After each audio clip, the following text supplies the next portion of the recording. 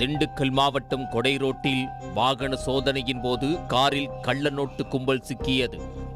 ஒரு பெண் உட்பட 5 பேரை போலீசார் கைது செய்த நிலையில் முக்கிய குற்றவாளி போலீசார் பிடியிலிருந்து தப்பி ஓடி உள்ளார்.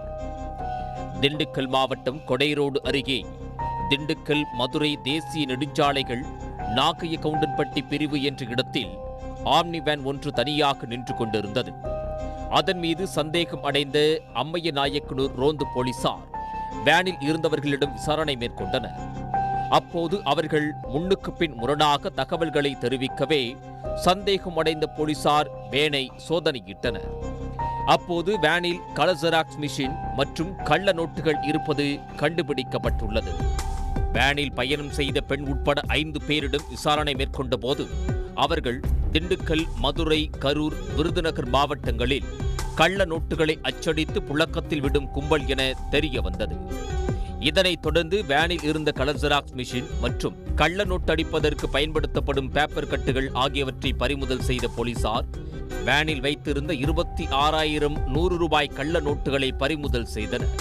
இதனை அடுத்து கள்ள நோட்டு கும்பலைச் சேர்ந்த திருச்செங்கோடு ரவி, விருதுநகரைச் சேர்ந்த அழகர் மற்றும் வீரமணி, மதுரையைச் சேர்ந்த சுகிர்தராஜ் மற்றும் ஜெனிதா ஆகிய 5 பேர் மீது வழக்கு பதிவு செய்த அம்மையநாயக்கனூர் போலீசார் அவர்களை கைது செய்து சிறையில் அடைத்தனர். மொபைல் வேனில் கள்ள நோட்டு அச்சடிக்க பயன்படுத்தப்பட்ட கார் பறிமுதல் செய்யப்பட்டது. இந்நிலையில் கைது செய்யப்பட்டவர்கள் கொடுத்த தகவலின் அடிப்படையில் கள்ள நோட்டு கும்பலின் தலைவனாக செயல்பட்டு வந்த விருதுநகரைச் சேர்ந்த முன்னாள் தீயணைப்பு படை வீரர் திருப்பதியை தனிப்படை போலீசார் சுற்றி வளைத்து பிடித்து விசாரணை வளையத்திற்குள் கொண்டு வந்தனர். விசாரணை முடிந்து மருத்துவ பரிசோதனைக்காக நிலக்கோட்டை அரசு மருத்துவமனைக்கு கொண்டு செல்லப்பட்ட திருப்பதி போலீஸ் பிடியிலிருந்து தப்பி ஓடிவிட்டார். அவரை போலீசார் தேடி வருகின்றனர். போலீஸ் பிடியிலிருந்து தப்பியோடிய திருப்பதி உட்பட கைது செய்யப்பட்ட மற்ற 5 பேர் மீதும் தமிழ்நாட்டின் பல்வேறு இடங்களில் வழிப்பறி, கொள்ளை வழக்குகள் இருப்பதாக கூறப்படுகிறது.